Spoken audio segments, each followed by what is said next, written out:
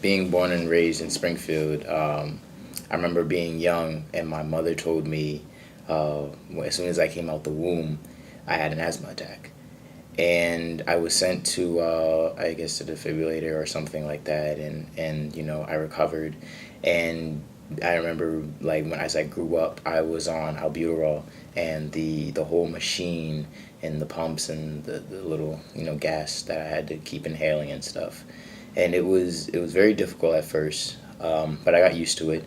Uh, I had limited sports activities. I loved sports, but I wasn't able to partake in everything.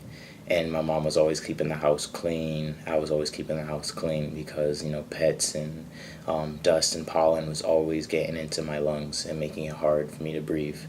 And being right next to, like, the factories, like one in Westfield and one here, one there, there's always that smog, that pollution in the atmosphere.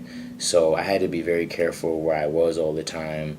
I remember a field trip to Bondi's Island, and I couldn't go into the factory because the smell, and it was just doing something to my lungs. I couldn't breathe. So it's always important to make sure how your environment is. I moved out to Amherst, and it was like literally my lungs were like, oh. So I want to be able to come back and do the same thing in Springfield for people who have asthma, because you could not have asthma at birth, but later on develop it and stuff like that. And your lungs are very vital because you breathe.